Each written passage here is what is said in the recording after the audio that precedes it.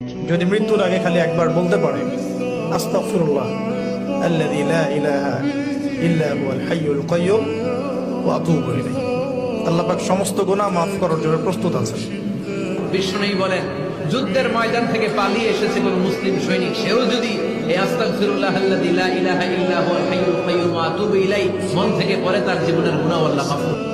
নবীজি বলেছেন, কেউ যদি মাগরিবের পরে আর এশার পরে, ফজরের পরে আর এশার পরে যদি তিনবার পড়ে আস্তাগফিরুল্লাহ আল্লাযী লা ইলাহা ইল্লা হুয়াল হাইয়ুল কাইয়্যুম ওয়া আতুবু ইলাইহি তিনবার করে যদি পড়ে, সাগরের ফেনাতুল্য গুনাহ যদি থাকে আল্লাহ তাআলা মাফ করে দিবেন।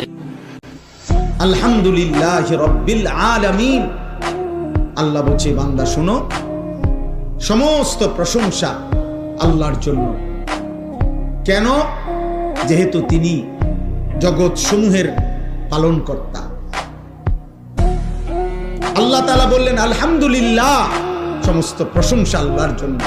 যদি বলি কেন, আল্লাহ বলবে, বান্দা কেন কেন আমার জন্য প্রশংসা হবে না? এই কায়নাতের সব আয়োজন যেখানে যা, সবই তো আমার, সবই কার? তো আমার প্রশংসা হবে না তো কার হবে?